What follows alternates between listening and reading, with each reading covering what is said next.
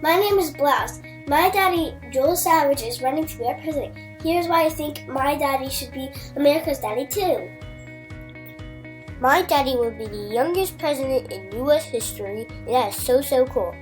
The White House also has not had a cool first daughter in like forever.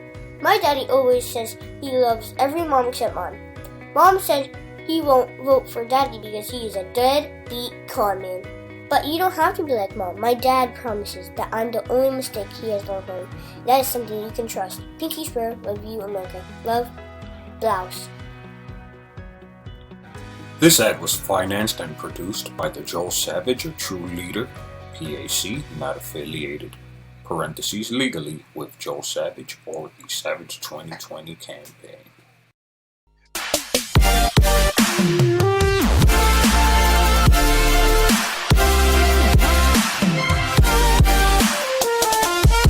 Like what Joe Biden did, you know what? Let me introduce this individual. We're about to intro this show because this conversation has already been great. I'm gonna have to come in during this interview, but I have the one and only Terrance God Show. Yes. Thank you for having me, Brock Lesnar. I appreciate you having me on, man. Had you season 1, definitely needed you back season 2. Yes. You know, I know that you've had, other people that were featuring on here, but I consider myself to be not just a part of the show. I, in fact, am the whole damn show, Brock Lesnar. You are the whole damn show. No disagreement here. I'm a huge hater. I can't hate on this guy, though. I love this guy. This guy's amazing. One of the best people I've met in this scene. Fellow brother. Yes, sir. Yes, sir. Yes, sir. But so good to have you on. We've already been having a great discussion. We're going to use this to intro the show. And again, some of that conversation is going to make its way into it. But let me get into some of these questions I have prepared specifically for you. All right. So I know one of the things, just when you talk about this, like your face shines. And I don't know, sometimes I can't see your face because it's on Facebook, but I imagine your face is shining as you're typing all of this out. And it's just like your love and just the pride that you have in your daughter. How does that define like the man that you are, just your role as a father? Tell me a little bit about that. Yeah, man. I think being a father, I don't think it defines me, as a person. Mm-hmm. I think that you have some people that when they have children, that becomes their entire world. Mm-hmm. They forget about themselves. They forget about their friends, their past life and all of that. And then the child is 100% of the focus and they lose themselves. Mm-hmm. As much as I love my daughter, mm-hmm. I think that she still doesn't define me, right? Like I'm still a friend, I'm still a comedian, an improviser, all of these things. And I'm also a father now. Mm-hmm. And that is a huge, important thing to me. It's a huge responsibility. Mm-hmm. She brings me so much joy, right? I actually just talked to her. I took her to school obviously today, but I actually just talked to her a few minutes ago. She's out of town. So I talked to her I talked to her this morning. Wait, not this morning. I talked to her this evening because I took her to school this morning, and I was asking, because we were having this debate about the weather, and I was like, do you think this dress is warm enough to wear? I don't know. Let's go with it. And so I asked her to see how her day went. But no, I mean, I think as far as does it define me as an individual, mm-hmm. I don't think it defines me specifically, but it absolutely is a piece of the puzzle. Mm-hmm. A lot of times when you meet these people and they kind of forget about themselves and their children are the only part of their life, that stunts their children's growth, because they don't have anything else to do. They're they go all in on the kids. And now the kids start to develop and they start to have their own friends and start to have their own activities. you know. That could lead to jealousy, I'm assuming, if you base your self-worth on pretty much your relationship with your kid and your kid starts exploring other relationships. I can see that. Yeah, absolutely. And I think as parents, the most important thing you can do is to give your children the tools that they need to succeed, you know, as adults, you know, and that's what the game is, you know. I want to make sure that my daughter is able to go in and she's able to swing punches, you know, in a corporate environment. You know, I don't want her to ever feel intimidated by anyone. I don't want her to, you know, feel as if she can't do it, you know. But yeah, I don't want to put it as if, you know, she is she defines you. Correct. So it's important that we both maintain our own identities, because she's 6 years old. She's got a big personality. She's got her own identity, and I want to make sure I foster that. And, you know, obviously I got my own as well.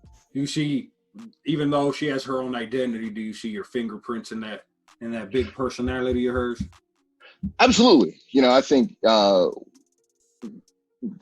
you have a group of parents, a group of people. I think children largely, for some people, are vanity projects.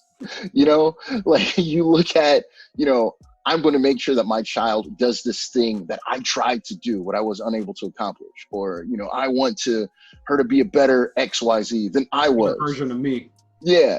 And so I think you don't want to get caught up in that. But absolutely, I think the fingerprints are there, just because we spend obviously so much time together. You know, she's my child, you know, she's with me all the time. And, you know, I don't know if some of it is, you know, nature versus nurture, but she's extremely hilarious. She's always been funny. She's got the quick wit. My daughter's roasting me. She's been roasting me since she was like 3, you know, like she has the comebacks and all of that. And then, of course, genetically, my mother, her genetics are so strong. Everyone in my family looks like my mom, including my dad now. At this point, my dad looks like he's morphed. Yes. And so my daughter looks just like my mother. She looks just like her grandmother. And actually, to this one, she looks just like her great grandmother, because my grandmother is my mom looks just like her. So. Strong family, the God Show features. Yes. Yes, Mama Show. She absolutely put that thumbprint on all of us, for sure. Tell me how you came up with that name. I love the name, but how'd you come up with it? You know, I don't even know. At this point, it's been so long. It started with, probably like most things, video games, right? And, you know, bringing that New York, you know, you see the Wu-Tang in the back, that New York hip hop, you know, vernacular, you know, and it's, you know, you're good at something, you know, you're the god, right? You know, so you're the god. And so at some point, my MySpace handle was Terra Blaze, and I don't know, it was Terra Blaze or whatever. And then it was Terra Blaze the God. And then, you know, then of course you have RVD and the Big Show, right? So then that somehow, you know, morphed, being a big fan of the Attitude Era, right? So then it was the show, the God Show, and then, you know, so that just kind of morphed together. I didn't know there was some wrestling in your name.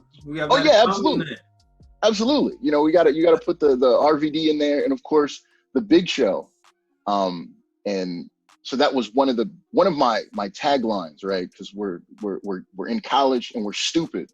And whenever I would beat my friends in Madden, I used to always say, "Your arms are too short to box with God." And so then that tied together. So then, you know, the God Show, all of that. So has anyone like gone to one of your shows and left offended? Has anyone? I don't think so. I'm saying not just because of the name. I know some people can get a little finicky when you get into the God stuff. You know, I don't think so. Charlemagne. It has. You know, I don't think so. I mean, you know, obviously, you know, everyone is offended by everything. So there's that. But no, I don't think so. I mean, I'm not out here really performing for the church crowd anyway. So not yet. Yeah. So that hasn't really happened. But I have had people ask me, and well, I don't know how I feel about that, and I'm like, well, I mean, that's I don't know how to tell you to feel about it. Feel how you feel. All right, so I hope you don't take any offense from this, but on my Facebook, you go ham. You speak your mind. You make some jokes. I remember when we were first Facebook friends, you made a joke, and I was like, it's not right that he's joking about that. But then there was a part of me, and I was like, who the hell am I to tell this guy what's right or not right? So right on his Facebook. And then I found it refreshing. I was like, I respect that. In a way, it's kind of inspired me because I feel, I'm not going to say it's only that, just in general, but you see, I could be pretty open on my page too, and I can sometimes have some go against the grain opinions. Yes. But I guess what leads to that? What led to you just being like, screw it, I'm gonna be myself. I don't want to say uncensored. You have tact in the way you do it. Yeah, well, I'll tell you this. I am in 2020, I am much more docile, if you will, than I was, years ago. I think the ladies of Face Club, they got to you. A little bit, and then of course just the maturity, right? Like you can think it. Oh, this is a hat tip to Hannah, who you can think it, but don't say it. Yeah. But honestly, I feel like living in truth is something that I've always felt to be important. I think that was probably taught by my father, who's just always been like a fearless person. There's nothing that I will say that that I didn't necessarily mean. Obviously we make mistakes and things like that, but I feel like if I say it at that point, I meant it, and so I have no problem with saying something. And again, as far as jokes, I've had some of the ladies that I've dated, you will joke about anything, or actually, what did I hear? You think everything is a joke, and so, but no, that's wrong. Everything is not a joke, but I will joke about anything. You know what I mean? Because certain things, like, you can just, if there's certain things you can't do anything about, right? So, like, just laugh at it. I think I have that philosophy as well. In private, I probably make some jokes that you won't hear me make on this show. Oh yeah, absolutely. Yeah, absolutely. It might be on the bonus content once I make a Patreon. I might say jokes for there. There you go, for Brock Lesnar's OnlyFans account. OnlyFans account, yes. You just get uncensored jokes that could potentially get them canceled. Absolutely. I feel like I say things that could get me canceled probably every day. And I think, honestly, one of the things that is because I feel that I'm honest about it, right? I feel like I'm very honest about my imperfections, because I will make fun of myself as easily as I would make fun of, like you, right? Yeah. And if I make a joke, it's not to, it's not to attack, right? There's some people that put themselves and they try to pretend as if they're these perfect individuals. And they, I can't believe someone would say that and all of that. And like, I feel like all that is bullshit, right? Like, we're all imperfect. We're all going to say stupid shit. We're all going to do stupid shit. And so if you make a mistake, just, acknowledge and accept it, and there's a whole bunch of things that I don't know. And I will tell you up front, like, I don't know anything about that. And if I spoke on it and I was, out of pocket, hey, I apologize. Let me know what I missed.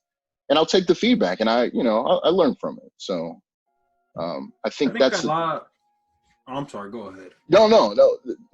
That's what that's the big thing. I think when you don't take yourself to, if you accept that you're going to make mistakes, then people give you grace. I think a lot of it too comes to a lack of confidence. So if you have a lack of confidence in yourself, so if somebody jokes to you and you don't have confidence in yourself, you're like, well, I would only say that to this person if I was trying to insult them. So they're doing that to me. That must mean they're trying to insult me. Not understanding that this person in their head, they're viewing it as, hey, when I care about somebody, I joke with them or I mess with them. Right. And I like when they do that with me, and there's like an understanding. Yeah. Yeah. If you don't have that confidence level to like understand that it's like two completely different, it's like the allegory of the cave. It's just a world you don't comprehend. Yeah. Yeah, absolutely. And I think that is another thing. You know, I'm so open. I love everybody, and making fun or, you know, poking at people, playing the dozens, all of that is built into my DNA. You know, it's a term of endearment, you know, and as awful as that is, I wish that it was not always the case, right? But like growing up at the breakfast table, like my moms and dad would be clowning on me before I went to school, you know, look at you and those lips or whatever. Like I was always catching that heat from my parents, and it was a form of endearment. It was love. And I do that, you know, to people sometimes.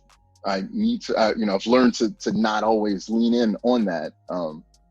But it's always from a good place. And I think that's the biggest thing. You know, if I say something and if it's a joke, even if it's off color or it's, you know, sometimes it's never from a dark place. It's never a negative. I'm not trying to hurt anybody, you know, and, you know, and I've said some things, you know, occasionally. Yeah, look, man, I'm sorry. I didn't mean to come out that way. I didn't mean for you to take it that way. I apologize for it.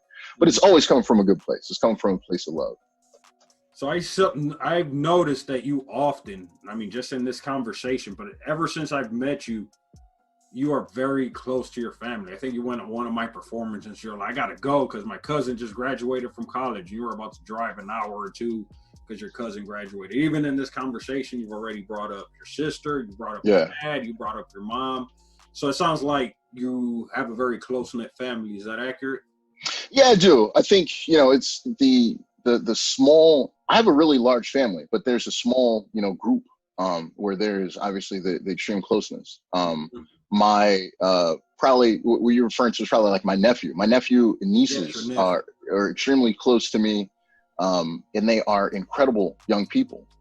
My nephew Kyle, he just graduated from Ohio University, and he just, you know, hit me up. He is working for Microsoft now, and he was like, yo, I got my first paycheck. I don't know what to do with it. And so we talked a little bit, and I was like, you know, we got to make sure that you know, set this aside for the savings and, you know, invest in this and this and that.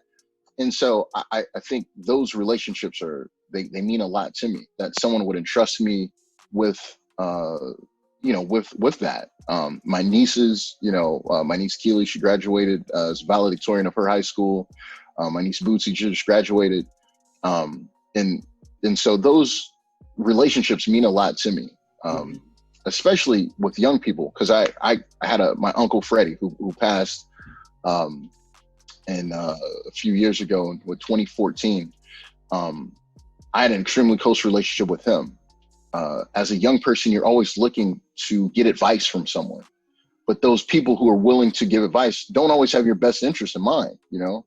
That's how kids get caught up in gangs, and they get caught up in drugs, and they get caught up in all types of terrible things, you know, because some of those older people will offer that advice that is in their best interest, but not in the best interest of that young person. And so I want to, you know, make sure that I'm able to do that with my nephews, my nieces, and, you know, any other, you know, young people. My father is a huge figure in my life, you know. Tell me about that. Tell me about his impact in your life. Yeah, you know, my dad is a real cool guy, man. You know, I always looked at him as a fearless person, you know, and I think, you know, some of the comedy, some of the relationships, some of the comments that I'll have, it's because of him. You know, he was never afraid. He never was one to cower. If he felt that he was, you know, if he was aggrieved or he felt that you were being disrespectful or any way, like, he would let you know. And seeing that type of fearlessness, you know, that made me, you know, not be afraid to have conflict, you know, and we can talk it out. You know, it doesn't have to be a negative conversation, but it's like, hey, let's get on the same page here, you know. I've noticed that you and I have had a few, I don't even want to say tense, because they're so respectful and there's like understanding and love behind it. But it's like some subject matter that, like, the wrong people have that conversation, it could go like really wrong. Yeah. But Yeah, absolutely. And I think that's the thing, it's, as you know, like I'm always coming from a place of love and a place of respect. I never, want to disrespect anybody. And, like you said, we've had these conversations and they've always been respectful. They've always, we don't necessarily walk away with, I may not change your mind. You may not have changed my mind, but we're two men, we're two adults. We have these conversations. It's like, hey, this is what I feel about this, or, so. Yeah. I leave, I'm like, he has conviction in what he believes, and I feel that you leave like he has conviction in what he believes. I think that's important. Yeah. You mentioned that earlier. You try to live your truth. I try to be that same way as well. Yeah. Those truths aren't always going to align, but there's something just powerful about being able to even just have that conversation like, hey, here's why this is my truth, and here's why I understand why your truth is your truth. Yeah. Yeah, absolutely. And, like I said, I absolutely get that from my father. He's not afraid to butt heads. And, and again, it's always about respect. And that's what it is. And your dad is black. I've never asked you, but I'm assuming. Yeah. Yes. My dad is black as fuck, man. He's black as fuck. He's black as fuck in every sense of the way, right? He's highly opinionated. That's dangerous. So I can see why you say, that fearlessness it's a boldness. Yeah, I think one of the earliest things, my sister Crystal, she was talking about it recently. We went to Disney World. I was pretty young. We went to a trip to Florida, and we were eating at this restaurant. So it's me, my three sisters, who are all my youngest sister is 10 years older than me. So it's me, my sisters, my mother, my father, and we're in this kind of high-end restaurant, I guess. And there were people that were just kind of looking. There was a table that was nearby, and the guy just kind of kept looking over and kept looking over, kept looking over. And so my dad gets up from the table and he walks over to the guy and he says, do I know you or do you know me? And the guy's, no. Well, I figured that you must have known me or my family the way that you've been staring at us this whole time. Well, just so you're aware, my name is Floyd T. Davis, and he extended his hand. This is my son, Terrance. This is my daughter, Crystal, Margaret, Sabrina, and my wife, Sylvia. So now you know who we are. So if you're not aware, you're aware now. So you don't have to stare at us, not knowing who we are. And that obviously made him feel wildly uncomfortable. And it just kind of put everyone, like at us, we kind of laugh, right? Because we know, like, this is dad, right? Dad. And I'm sure that put that guy in the sense of, like, why are you looking at these people rolling your eyes and, as if they don't belong? And so that is the type of, absolutely, you know what I mean? And it was in a respectful way, It was. It wasn't, he didn't have to get loud. He didn't have to do any of that.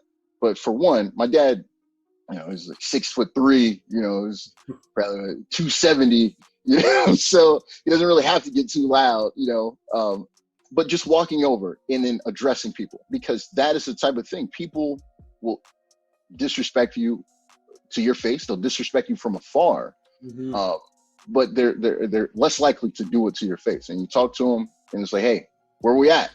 And then usually it's, let's hash this out. Let's do it. And that's where I stand, right? Like, it's always mutual respect. And if we have a disagreement, I'll let you know that we have a disagreement, and we can settle it. We can settle it like adults and move on.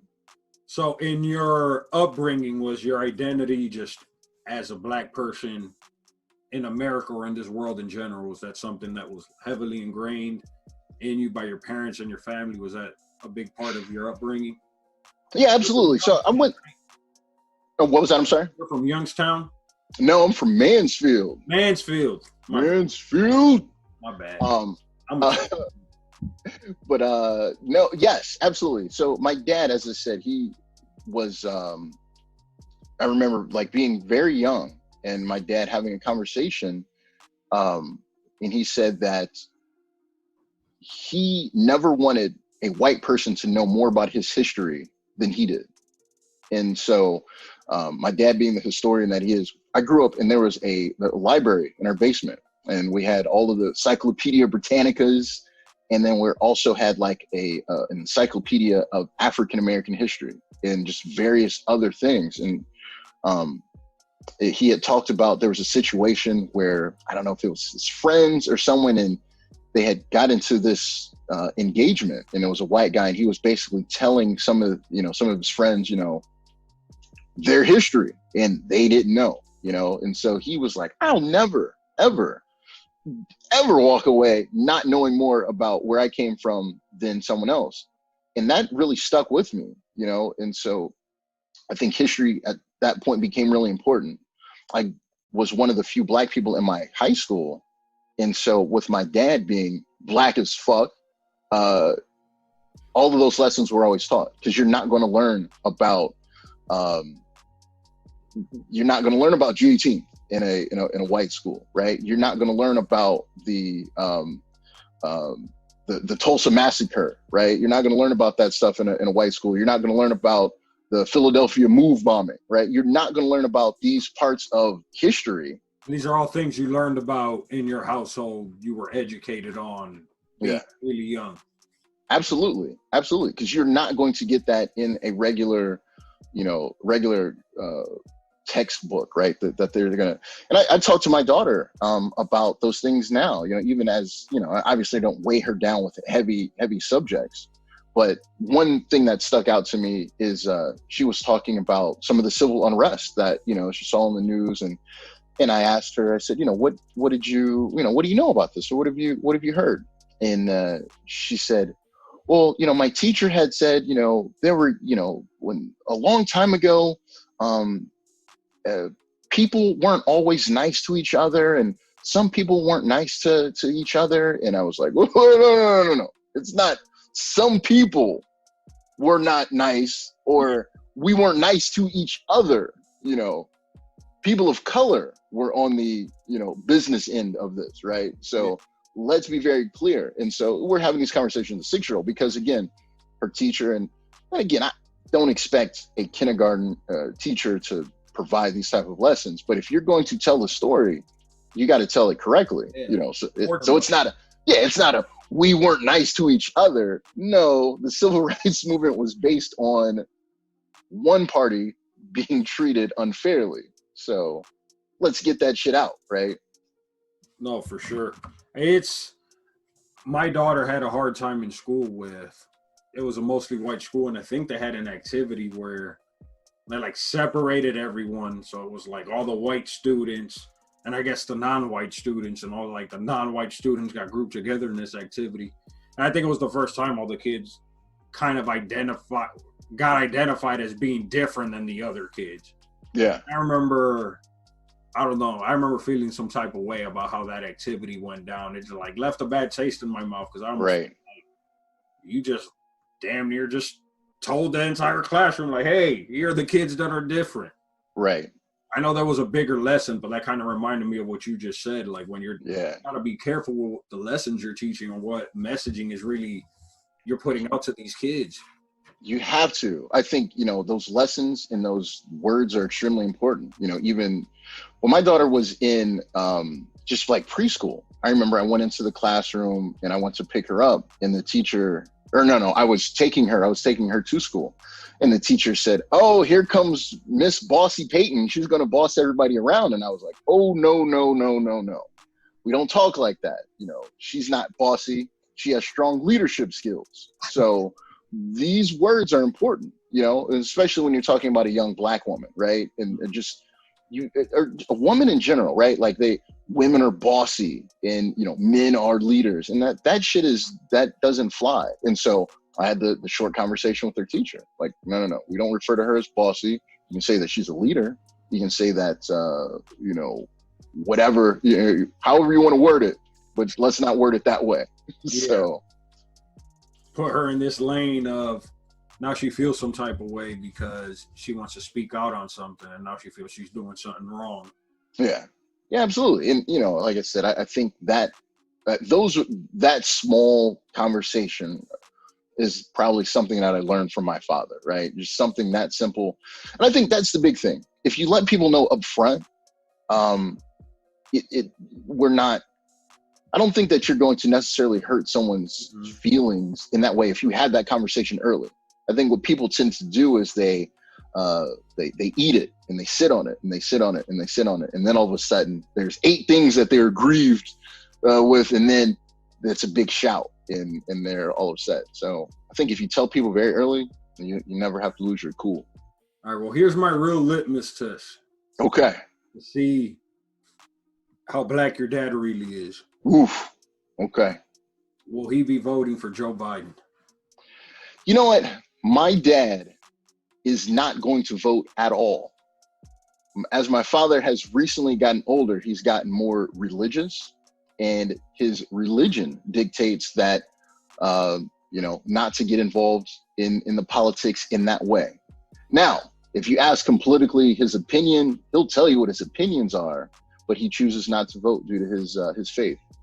And that's kind of a good question. We haven't spoke. I don't have to speak. I know how he feels. He doesn't like any of them. So I can already tell you he has strong opinions against Trump and Biden. And so, but no, my father actually does not vote. So if he's not voting for Biden, that clearly means that he ain't black. So I just wanted to use that as a funny segue. Definitely not questioning your father's blackness. I think you can leave this conversation knowing the man is incredibly black. Yeah. But what are your thoughts on, we were talking about right before this started, but what are your thoughts on that comment by Joe Biden? And it disturbed me on a very deep level. I guess I wonder your thoughts. I mean, none of that shit even moves my meter, right? Like, all of these people are talking reckless, and that shit is just another eye roll. Honestly, I'll tell you what really offended me more than that particular comment, because that shit, I'm not really offended by it, right? Like, I kind of understand what he was getting at, if you will. He was kind of saying, again, I'm speaking for him, but are you going to vote for the other guy? And like that type of thing. It was whack. But what really offended me was the way that he was talking to Charlemagne, right? Yes. Because in an interview with Stephen Colbert later on, and when he was talking to Charlemagne, come on, man, what you think, brother? Man, come on, man. But when he was talking to Stephen Colbert, then it was, oh, yes, Colbert, yes, I agree. I disagree with you. So that fucking black scent that he threw on, in that fucking playing up to, or playing down to, if you will, Charlemagne, that is the shit that offended me way more than the flippant, if you ain't voting for me, you ain't black, or whatever he said. Man, let's break that whole thing down. And you touched on something important, but it was like everything about it bothered me. So I don't know if you remember the clip, but what Charlemagne actually asked him, because Joe Biden said he had to get going. And yeah. Charlemagne's like, well, hopefully we can get you back soon, because, the black community still has questions. Right. And then immediately his response was exactly just what you said. He started with the fake ebonics. He started with he started getting aggravated at the thought that a black man would tell him at all, like, hey, us, the black community, has questions for you that we want addressed. And he pretty much said, all right, well, if you don't know who you're going to vote for, then you're not black. And I'm right. It's not even just a comment by itself, but the entire context, how you're talking to this dude. Yeah. The fact that you're acting that you're above reproach to somebody from this community. And then as they're telling you, we have more questions, your response to that is, if you got questions, you ain't black, as you're on a black man's show. Right. And then you put this under the context of everything else happening under right. Amplify black voices, Black Lives Matter. And then I see this old 80-year-old rich lifetime politician, right, that feels so comfortable just being able to tell a black male to his face, if you are gonna question me on my record, then you ain't black. Like one of the biggest voices of urban contemporary black America, he completely sunned it. Yeah. Well, my question to you is why were you surprised? right? Like, I feel like if your expectations are that high, you're going to be disappointed, right? My expectations of Joe Biden and all of these other people are pretty low. So how do I put it? I do have really low expectations. Yeah. The best way I could put it, it's like you have someone that you know, and like you think they don't surprise you, but then they do something and you're like, you know what? I hadn't even considered that you would do that. Like, I thought I had you figured out. I didn't even. It's not. Oh wow! I can't believe that you would do this or something. Like, oh no. That is my expectations were extremely low. So that, like I said, that didn't surprise me at all. That didn't even register for me when I saw the clip. And I actually watched the full interview later because I was like, did I miss something? And I was like, I don't know that him doing it is the surprise for me. Him doing it isn't the surprise. The surprise is how willing a lot of people are with letting it slide and being like, And I did see a lot of older black people saying like, oh, I get what he's saying, or we can't go, we still need to vote for him. Like, and I don't know. I don't want to speak for anybody else, but part of I'm like, yo, we can't let this slide. And some people did. I believe P. Diddy and some other people were like, hey, yo, that shit ain't cool. Like, you don't own us. You're not entitled to our vote. Like, why are you this way? But let's be really, really real here. Are they entitled to the vote, the Democrats or Biden? Yes, because that is the way the wind has been blowing for such an extended period of time, right? So, like, I shouldn't say they are entitled, but the expectation is entitled to it. Yeah, you know what I mean? Like, the expectation is there. So, that shit didn't surprise me a single bit, and it was. And I'll even take it, a step further. And whenever I see, and I hope this doesn't get me canceled, but like whenever I see a white guy of Biden's ilk, right, of being 70 years old or 65 and up, my expectation is already low, right? I expect him to be racist, off the rip, and I feel like I would need that to be disproved, right? Because if you grow up and you're 68, he's grown up in his formative years. He was living through Jim Crow in America. So the expectation is like, this is normal to me. This is what the expectation, we're already better than or greater than. So like my expectations of, that particular demographic, I don't want to say I go into it negatively, but like, I'm not disappointed when I hear those types of things. You expect it. And I expect it too. I think I'm just too much of an idealist. So I'm like, why is he so full of shit? So here's the thing. You are a Green Bay Packers fan, right? So your expectations have been set maybe a little bit higher. As a Cleveland Browns fan, my expectations are low. So I'm rarely disappointed, Brock. Rarely disappointed. To be fair, I am also a Milwaukee Bucks fan. And yes. When we became good, the world almost ended from a pandemic. So that should tell you, son, that's what being a Bucks fan is like.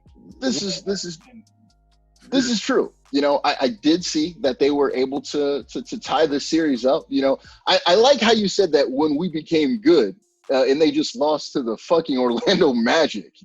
So I mean, okay. Good might be a little bit of a stretch, sir, but good. I mean, come on, man. It's bubble ball, man. It's been like 4 months. Killed the vibe. They got the weird, like, Madden 2002 crowd. It's so weird, man. It's so weird. The great thing about this, though, is I'm actually fully engaged in basketball again.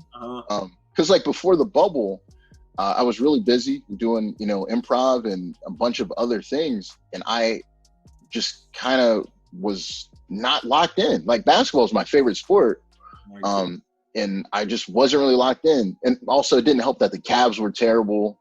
LeBron is playing on the West Coast, so all of the Laker games aren't until 9:30 or some shit like that. And then there weren't really any compelling teams for me on the East. The Bucks are all right, but like no one on the Bucks can shoot, so like they're not going to do anything. Chris Middleton, man. Chris Middleton's wet, man. Come on. You know, we'll see. Splash Mountain, Brooke Lopez. Come on, man. We'll see. I think that Boston is who I would, if I'm going to put money, I think Boston is going to come out of the East. And shit, man, I would the West. I don't know what's going to happen in the West, man. The Lakers might get swept. Man, Dame's out. Dame dollar time. Yeah. Now, I don't think they'll get swept, but I would not be surprised to see the Lakers lose because they lost like Avery Bradley. They lost back yet. Yeah. Well, Avery Bradley said, "Oh, Rondo, yeah, Rondo's not back. Avery's not playing at all because of the COVID, right?" Yeah. He said he was going to opt out. I think he had like a young child or something like that. But yeah. So like everything you knew right before the bubble, like we don't even know that shit anymore. Man, this bubble ball, it's different too. I had a feeling. So, for example, like the first game, Donovan Mitchell drops like 57 points, third highest scoring game. And I thought to myself, for years, I've seen off-season footage of Melo just killing it in a private gym in the off-season. And then the season comes and I'm like, yo, where's all that off-season, the hoodie, right? In Melo. I feel to some degree that bubble ball is that. These guys are going to feel like they're playing at the YMCA or at a rec center. You don't got the pressure of a crowd and all that. Right. And you're going to have a lot of upsets, and it's looking that way. It's removed so many elements from the regular playoffs. Yeah.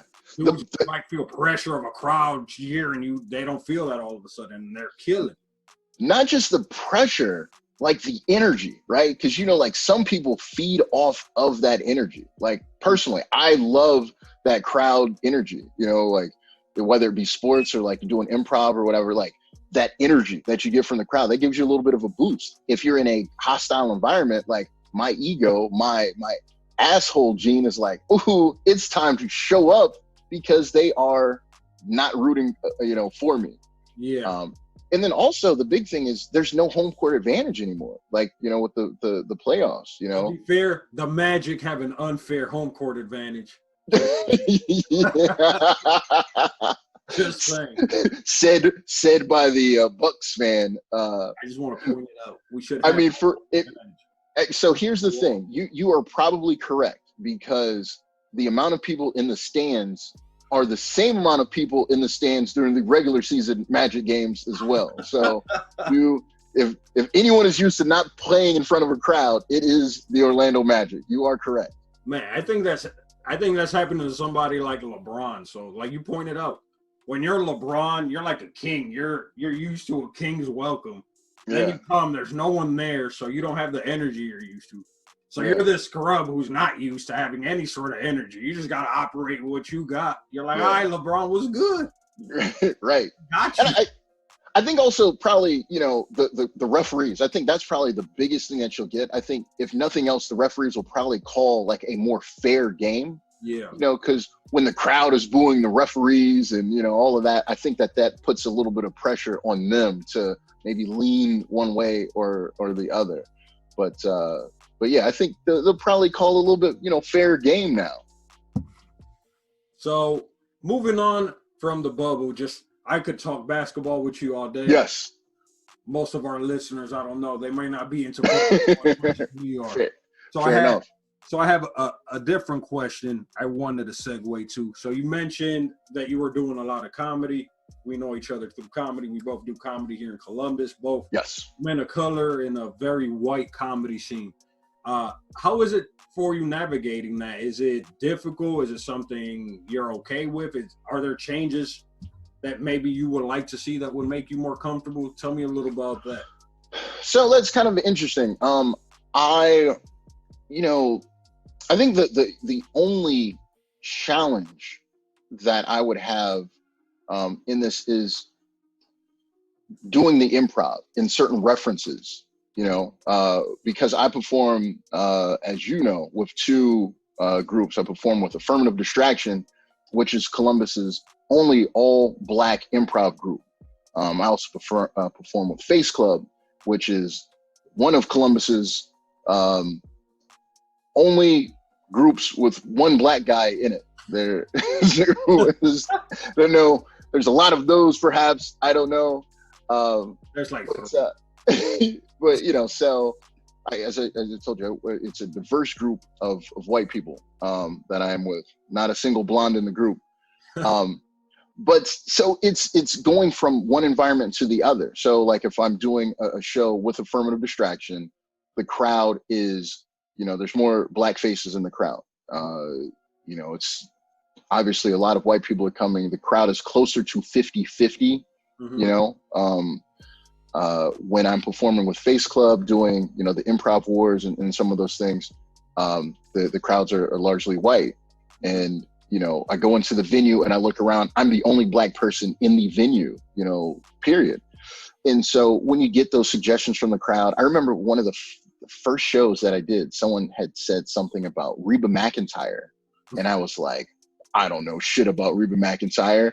I know she sings country and she's got red hair, right? Like, other than that, I got nothing. Yeah, and so those are the types of things that, you know, maybe just in the performing element. You know, you always have to read the room when you're delivering comedy. And so, you know, you certain things, you know, that aren't going to hit. Like if I make a reference to Juice or a reference to Above the Rim, or, oh man, my smart light, my smart lamp went out. It almost disappeared. let me turn my light on here. There we go. Back in the game. But yeah, I didn't pay my light bill, bro. But you know, so if you're performing, you know, certain references aren't gonna hit. You know, you make a joke about Above the Rim or Boys in the Hood or Juice, or, you know, if the crowd's largely white, they're not going to understand this, right? Like, you know, you might make a joke about, you know, Kanye West or something like that. So that is obviously different. As far as performing with affirmative distraction, it's an all black group.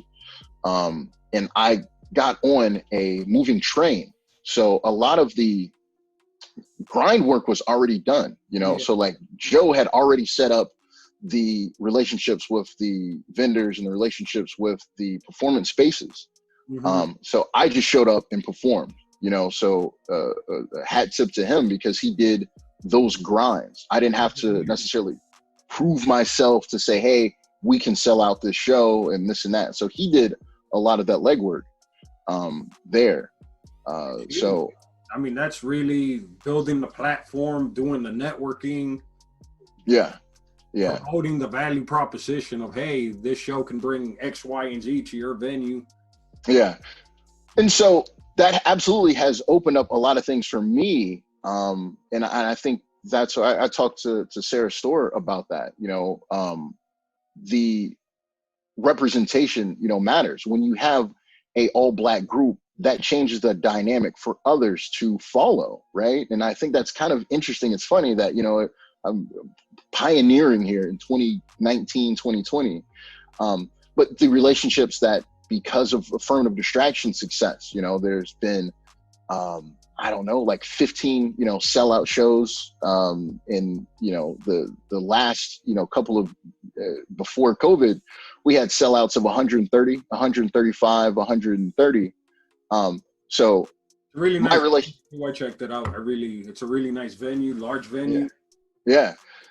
You know, that venue that we had, you know, we had performed at a few others and there wasn't enough space for it, you know?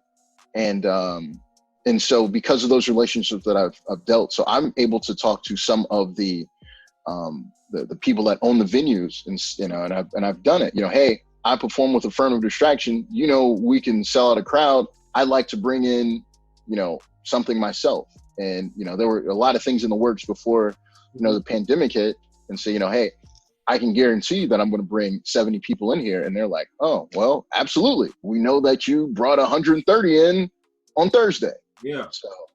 So, you're a proven commodity. Yes.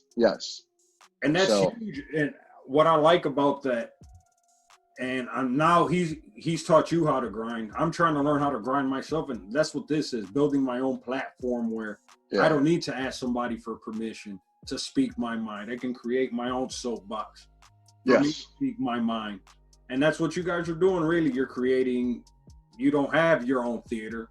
You're going Yeah. to a space like, hey, we'll bring you the content and we'll bring you the people. Those people sit in seats and they're going to order drinks and they're going to order food from you. You're going to be happy. They're going to be happy. It's a win-win situation. When you can find those in life, you have to capitalize.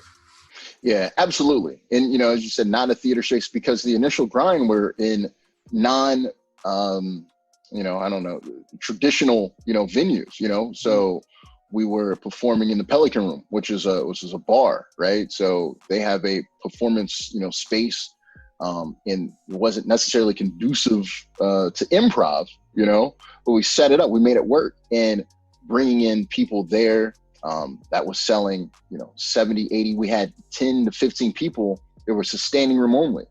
And so that's how we were able to expand to another spot. So it was not the typical path, but it still, you know, was obviously a successful path. And I think the really important thing is that because of it being such a unique thing to a different group of people, because there's so many Black people that have never seen improv or unaware of what improv is, you know. But they know Wild 'N Out. Yeah, they know Wild 'N Out, and they know of, you know, they know of Wayne Brady, right? But they necessarily don't even realize that that is improv. They don't know the art. They don't know that that's a thing. You can go see a show in your own city. And so I think having that group changed a lot of that, and it brought in a lot of new fans. And I was able to bring, you know, some of those people from Affirmative Distraction over to some of my, you know, personal, you know, ventures, which is cool. One is almost like, it feels like one is like NFL Madden and one is like NFL Blitz. Like, yeah. And I think you have, you know, and Sarah Story and I, we talked about this as well. You know, you have kind of like the traditional method, right? Where you maybe have done some theater and then you go take a improv class and it costs $160. And then you take a level 2 class and then you do all of these things. But then if you're talking to all of the people in Affirmative Distraction are entertainers, you know, C10 is an accomplished rap artist, Amber Nicole of Mojo Flow, so a huge best band in the city, Jay Esquire, you know, just a fantastic artist, DJ, you know, on the radio, Wheezy, fantastic artist. So like, and they're all entertainers. And they're all getting exposure. Absolutely. And so it was just like, hey, we're entertainers. We still want to entertain. There's a new art. There's a different way to entertain. And so doing that without the aid of the $180 class and the this and that, and just being able to approach it from a different angle, you know, and that is why that, you know, works specifically. Sometimes something I'm learning from COVID is so much of, how do I put this? So people conflate. So I own a theater. So that means I'm a great improv instructor. Yeah. Versus I don't own a theater, so I'm not a good improv instructor. I feel like now with COVID, what's happened is those barriers have been dropped. So I was actually talking to Sarah. She's actually going to be a guest soon. And in my conversation with her, I brought up the fact that Trevor Noah does the Daily Show from like his office with like a boring backdrop, and it looks like him just sitting there with a hoodie talking to his webcam. Yeah. Me with my laptop, I look at my show, I'm like, my product looks so much better. Yeah. As far as the actual entertainment factor, not I'm trying to brag or be cocky, but I feel like it's comparable in entertainment value to what this mega multi-million corporation is putting up right now. Absolutely. Trevor Noah has never had the God Show on his on his show, so and he probably won't. I mean, it's not worthy of a figure like him. My point being, though, it's such a cool time right now where I feel like certain people are being exposed because they don't have the studio lighting, they don't have the nice set, they don't have the multi-million-dollar machine right now that kind of adds all the smoke and mirrors that makes people seem grander than life. Yeah. All that stripped down, it seems like there's more opportunities for like a guerrilla movement, like what you're talking about, where you're like, hey, we didn't go take classes out of theater, but we're selling out shows, and you're not. Yeah, absolutely. I think that is a great point. You know, the with COVID, and it has changed. You know, it has changed a lot of those things. You don't have the smoke and mirror. You don't have the presentation.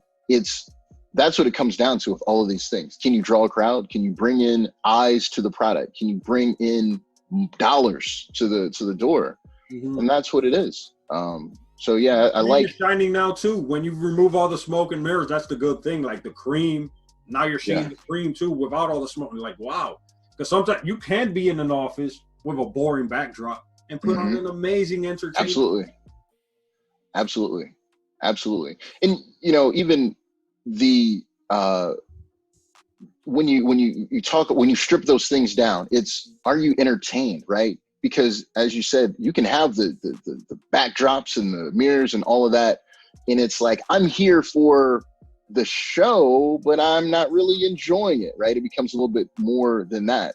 Or if you go to someone and they entertain you, the improv, you laugh, everyone has a great time, and then they're like, well, what class did you take? Or what, you know, well, I didn't take that class.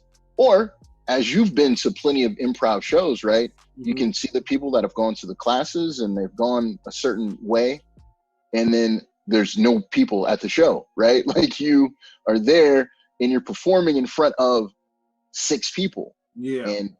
And I'll be honest, when I first started with Affirmative, my very first show, I took classes with Mark Hale and with Face Club before, you know, we formed as a group. That show sold out, and it was a packed crowd. It was great. Then I was asked to perform with Affirmative Distraction, and at that point, I think they had already sold out 3 or 4 shows. So I was already on the moving train. So I go perform. House is packed, standing room only. I love the energy. It's fantastic. I get asked to perform with them again, another sellout, you know, this and that. And then I do my first improv show, traditional improv, right? And there's like no one there. You know, it's like, what's happening here? I've never performed for fewer than 60, 70 people. And it was like my 4th or 5th show. And there was, you know, like 8 people in the stands. And then I learned that that's probably more common than, you know, performing in front of 130. Because I feel like there's something to that. It's one isn't what purists would consider, I guess, pure improv. Yeah. It's the one that's connecting with an audience that pure improv isn't connecting with, and it's showing up in those results. They're not showing up to these theaters, but they're showing up to that winery to catch a Affirmative Distraction because it's speaking to them on some level. Absolutely. One of the I had an improv coach, and he had spoke to that, basically saying there's a difference between art and entertainment, right? And you want to have a fine balance, right? If you do too much entertainment, you can lose yourself. You can just do stuff you don't want to do, and you're reaching out for cheap laughs, and you know, it's not sustainable, right? It's a gimmick.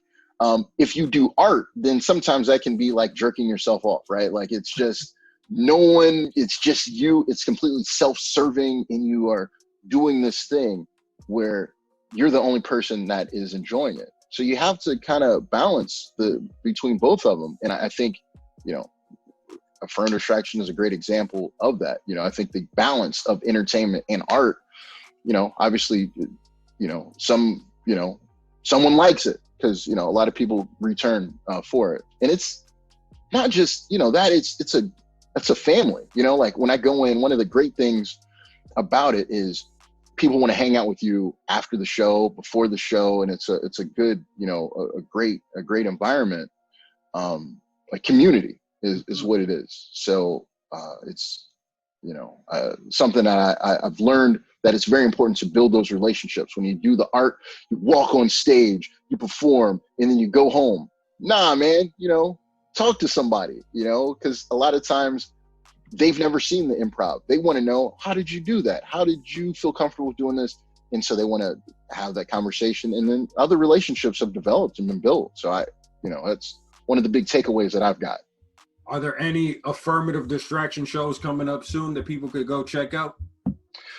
So right now, obviously, we're in the middle of a pandemic. So there have not been any, shows. There have been, we've done, some practices, and we've even done a couple of secret shows to, very small groups, practice the social distancing and all of that. But, those were just really to close people, friends, family, that type of thing. Just really to kind of keep our skills sharp, if you will. And so there have been, those types of things, but not any shows, because right now, COVID, man. Best time. Yeah, right now we're in the middle of a pandemic, but there have been, some performancing to kind of keep our skills sharp and that type of thing. Well, a show I do know for sure is happening is the Godcast. Yes. Where can people find that, and tell us a little bit about the Godcast before we start tonight? Well, you can find the Godcast at any platform that your fine podcast can be found. So if you go to, obviously, Spotify, Apple Podcasts, Google Anchor. Play, everywhere. Anchor, all of that. It's there. AWD, not GOD. Yes. WD.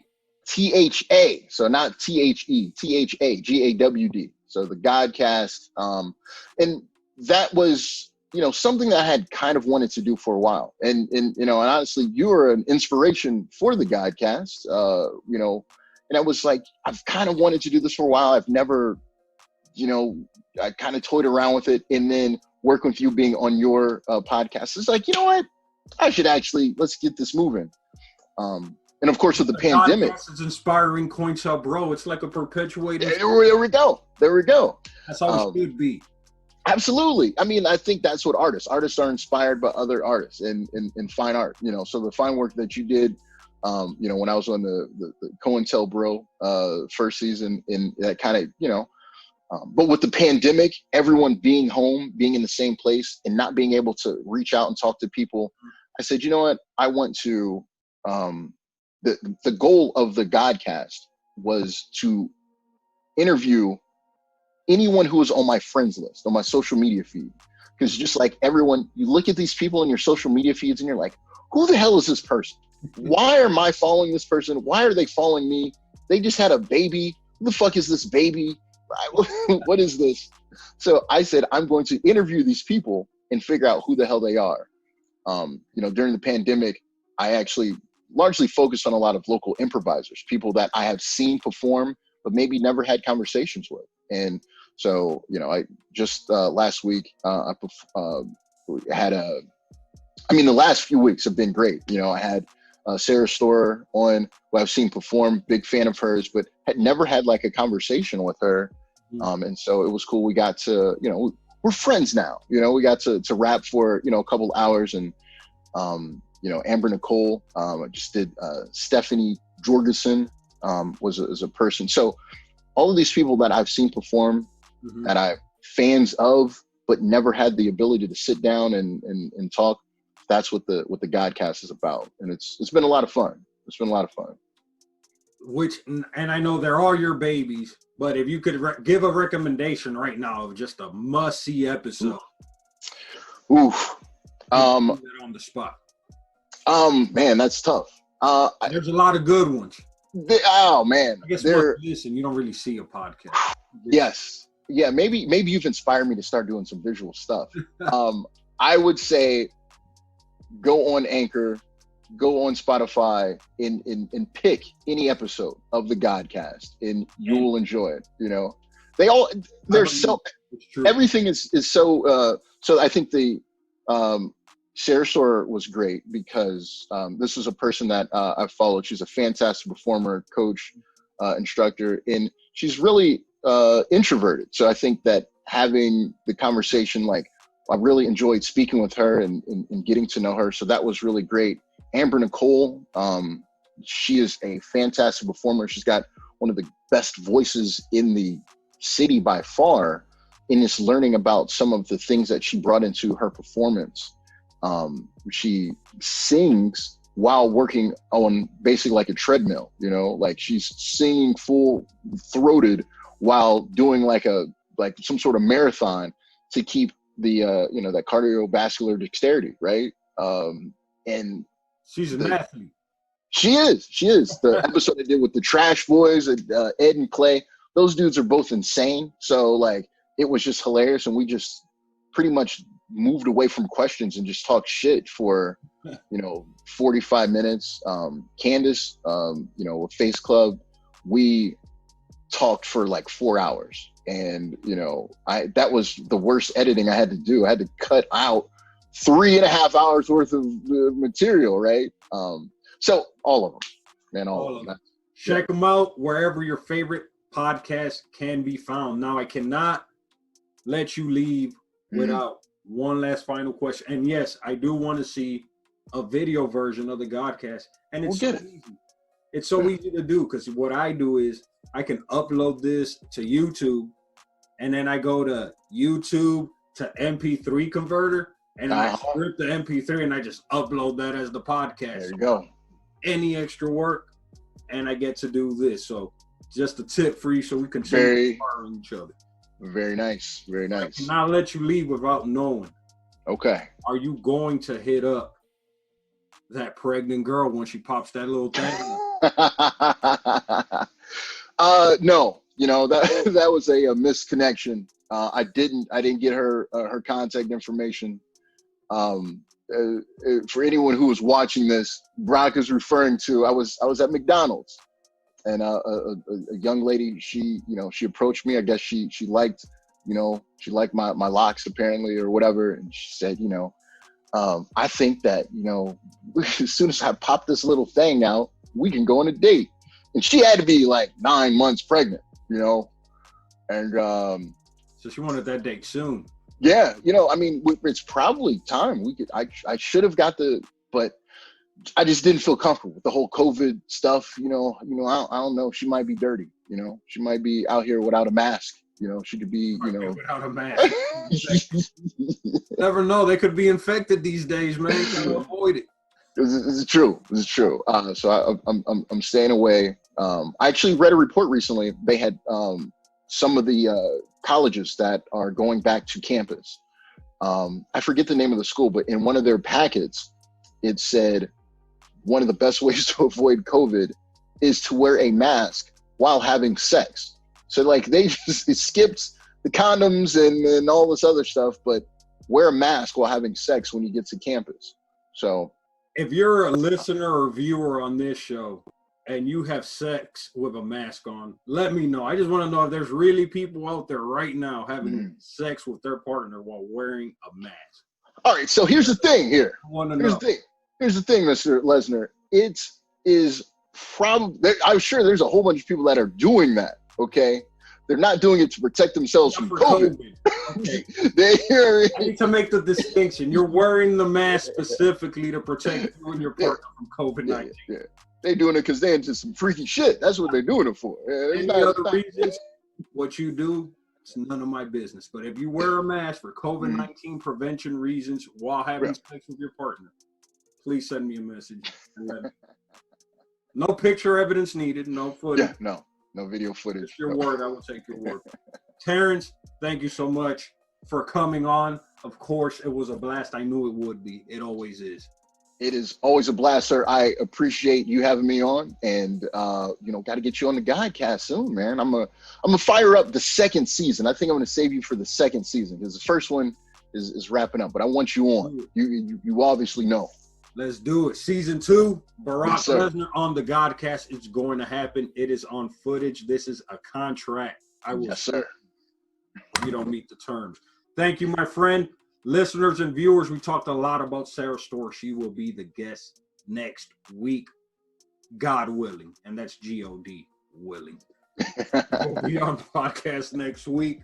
All right, y'all. Until next time, this is Barack Lesnar. Take care. Check out my boys' podcast, The Godcast, and check out Affirmative Distraction when they're back.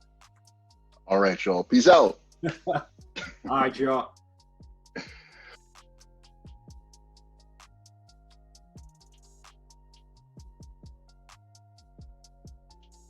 And I was like, no, no good options. And that sucks to feel that in something so serious. it is. It's so terrible. That's almost like this election, man. There's no good options. We're gonna have to talk about that because I don't know, man. It's the fact that they told me last week, and I know we had a discussion about this, but they were like, Kamala Harris is the most progressive pick in history.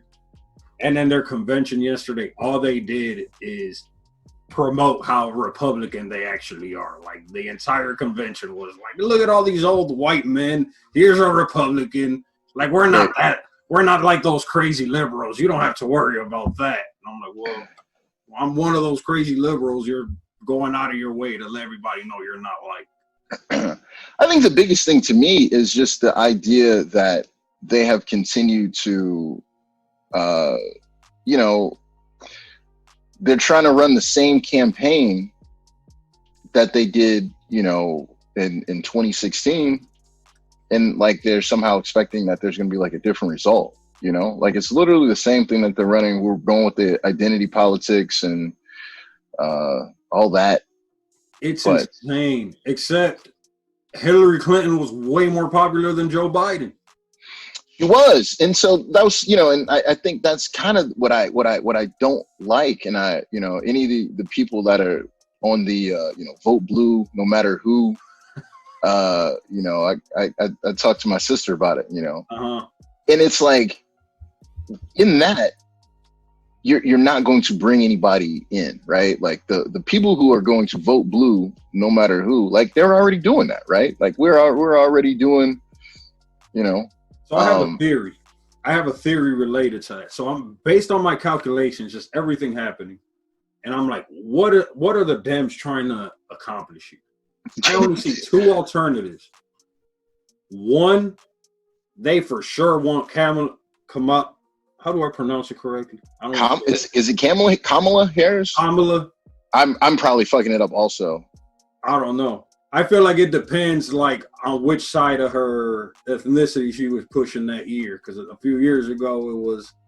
No, I'm just playing. It's all good. It's all good. No, my point was, bro, Joe Biden's clearly not good in the head. Like, he's clearly, like, his cognitive faculties are not there. The dude looks like a skin suit. I've never seen, like, someone look like a living cadaver, bro. He looks like a reanimated zombie. And I'm supposed to ignore this and pretend. Like, Trump doesn't look good at all. Right. But he's not at the level that Joe Biden. And Joe Biden was in the White House not that long ago. We're talking about, what, 2016? Right, yeah. He wasn't like that. So then I'm like, well, all right, well, they must want the VP. I feel like at some point they're going to shine a light. Like, hey, this dude ain't good. Like, we got to get him out of there. So they must really want her to be up there. My other theory is they don't actually care to win this election. They'll win in 2024 for sure, regardless. But they get to play the good guys and be the heroes of society without doing shit at all, other than just oppose Trump on anything Trump does. I mean, I almost feel like they're trying to do that. I mean, like, I feel like they're going to be the heroes, like, anyway. Like, I feel like what Trump has been doing, he's obviously not particularly popular. Yeah. So, but if they're in power, they get exposed. All of a sudden, your worth isn't just based on being the foil to big bad Donald Trump. Now Donald Trump's out of the equation. You gotta like run on your own devices, and now all of a sudden you're exposed. As opposed to getting 4 years of fucking adulation, of being like, no, we love you. You're fighting a good fight. You're like, this is the America that we want. And they all get the tax cuts. They all make so much money that they benefit financially from the tax cuts. So they benefit financially. Their popularity benefits. And there's almost no consequences because my liberal friends do this thing where anything that anyone does besides Trump, like it just doesn't matter or doesn't count at all. It's not even worthy of discussion.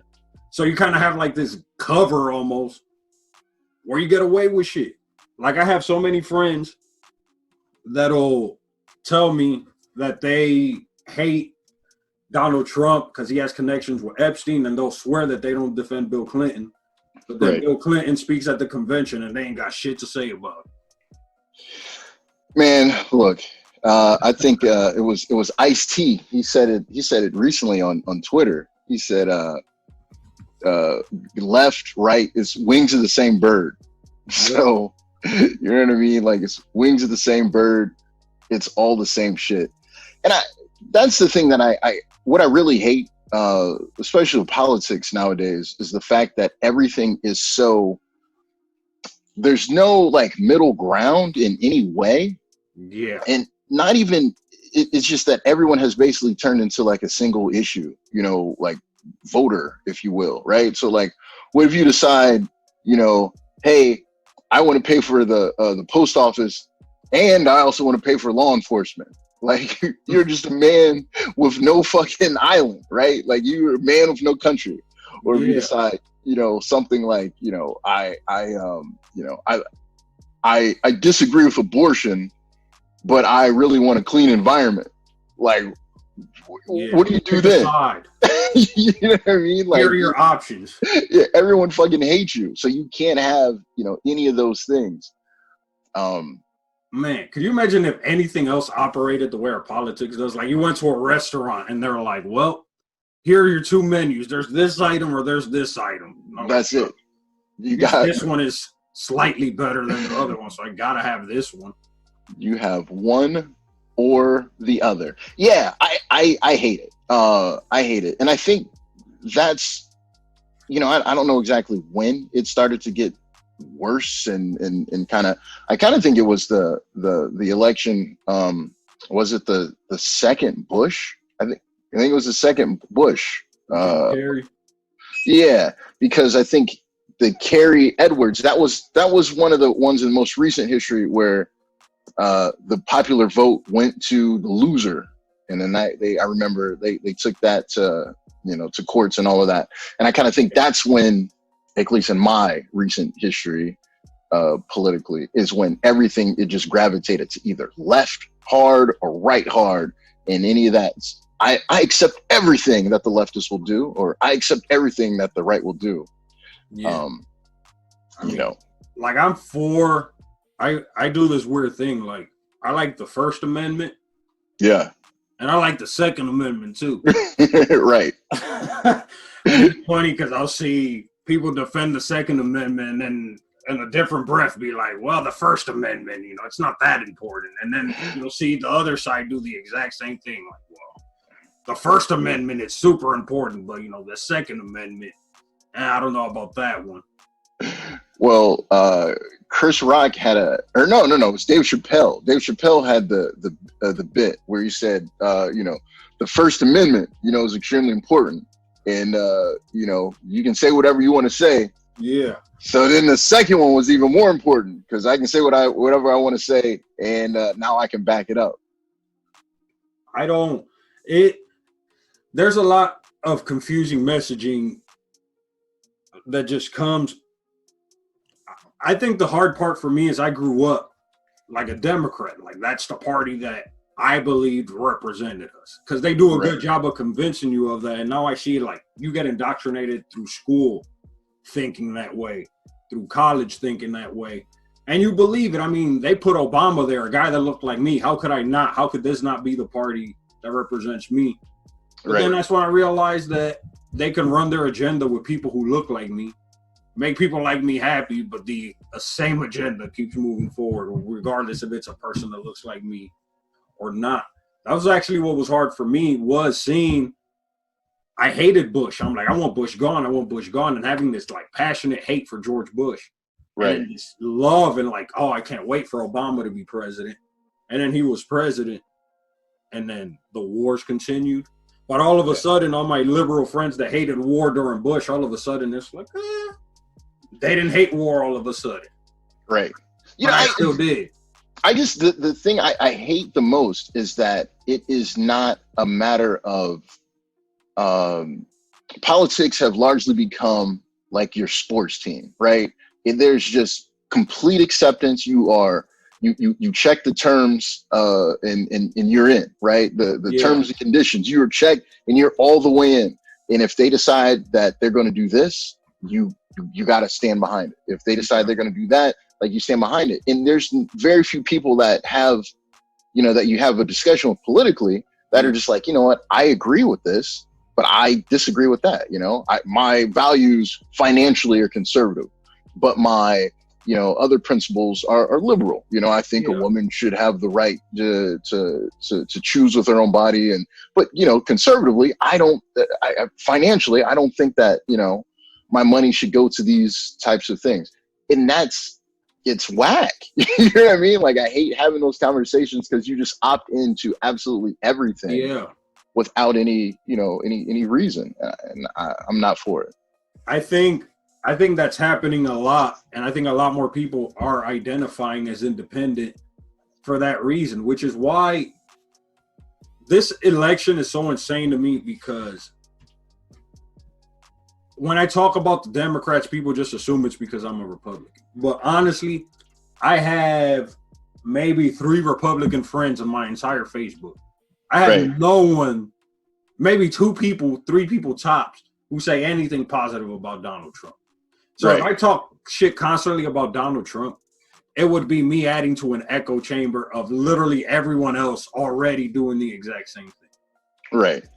Yeah, that's I think you should be able to disagree, and especially if you are a Democrat, then you absolutely should be able to disagree with what's popping, right? So I have those conversations with my sister, and it's like, politics, man, like, all of this shit is, to me, it's just all the same shit. But the idea of, she wants to, not just her, but so many people, they want to argue, and it's like, hey man, like, I agree, we're on the same side here, but I want better out of a candidate. You know what I mean? Like, this not even genuine though, because let me give you an example. So George Floyd happened in Minneapolis. Right. Klobuchar is the governor of Minnesota. She was running to be president. So she actually had covered for the cop that killed George Floyd, like in previous situations where he had gotten himself in trouble. She had gotten him out of it. You don't see anyone on the Dems talking about that in this whole discussion, or the fact that Minneapolis is one of the most liberal cities in the entire United States. Yet you have the cops acting that way in one of the most liberal cities in the United States, with a liberal mayor, with a liberal government. Same thing in Milwaukee. Milwaukee's had a Democratic liberal government the entire time I lived there. And but Milwaukee's extremely segregated, isn't it? It's incredibly super segregated, but I'm still saying it's a mayor. The mayor's mostly Democrats. The politicians there are mostly Democrats. Yeah. And it's an incredibly segregated city for sure. Columbus, I heard so many protesters about the incidents they had with the police. Columbus is a pretty liberal city as well. So it's like, how can you have a genuine conversation about what needs to be changed, but you're telling me the whole time it's like, oh, well, the Republicans are the issue. The Republicans are the issue. My 10-year-old told me the other day, I don't get it. I thought there was like a huge issue with cops, but then they picked Kamala Harris to be a vice president, and she was like a prosecutor. And she's like, I don't understand it. And I was proud of her. Right. At the same time, it angered me. I'm like, how is it that this thing that I myself am thinking and see, how is it that my 10-year-old daughter is picking up on this? And I didn't have this conversation with her. This is something she came to me with. And how is it that she can pick up on it without being involved in these conversations? Yet, like my friends that supposedly care about these stuff. Yeah, that was one of the, a lot of the people, again, the vote blue no matter who. And that was one of the big things. Like, if you have the Biden Kamala Harris ticket for Democrats is just a hat tip to the Dems that have just been rolling, right? So, like, again, if you or, they're interested in bringing in maybe like new breath, right? So you have a lot of people who have now been involved in politics because of the months of civil unrest. And you have the young people that have been protesting and all of that, the Black Lives Matter movement and all of this and that. And you would you would think that maybe they'd want to capitalize on that by bringing in someone other than Kamala Harris, right? People, basically what the Dems are doing, they're playing the same song. Sides. I'm sorry? I say they play both sides. They do. Time. Yeah, I mean, what they've done, again, if you have decided, they're not going to bring any new voters, right? So like the people who didn't vote in the last election, they're not going to vote. They're not going to be inspired for at this ticket. If you've already decided that you have gone, Democrat and you're going to vote, but it's not bringing in any of the new young people. It's not bringing in any fresher breath air. It's not bringing in any of the AOC types or the Bernie Sanders types. Like those people are going to do whatever they're going to do. So honestly, I just wish, man, how come we just can't vote now, right? Because there's no one out there that is undecided, right? Like I feel like everyone has decided already. You're right. Yeah, they decided 6 months ago, like who they are voting for. So I can't wait till what is this? We're September. Mm-hmm. When you get on a CNN and you Fox, those people in the little rooms, and they're gonna ask them questions. We have 16 undecided voters. What did you think of? These motherfuckers have decided Lies. 6 months ago, right? Lies. There's no one fucking undecided at this point. So like, let's just move this shit on and do what we got to do, because the undecided voter does not exist in 2020. Bro, it's crazy what the Democrats do. So what they do is with these, and you pointed it out yourself just now, they take the really liberal, the young people, the idealists, and they're like the side chick. So these protests have been like, hey, baby, I'm visiting you. I'm spending some time with you. I'm about to leave her. Like, for real, I promise you, I'm about to leave her. I'm gonna spend more time with you. And she got her all worked up. So now the young people for sure aren't gonna vote for Trump because they're angry about Black Lives Matter. They're angry about everything that's happening. And that's all they need them to be, angry at Trump. Yeah. Now they're separating themselves from that without saying it. They'll say on one hand, oh, look, Kamala Harris is Black, so look how progressive our pick is. They don't want to highlight, oh, well, she's a prosecutor to us, but they'll dog whistle it to those middle America white suburbanites who are like, oh, I like her record as a prosecutor. Oh, or these Wall Street execs that are gushing about the ticket because they're like, oh, it's a very moderate ticket. We're not concerned that they're going to come and, trying to carve what we're doing over here.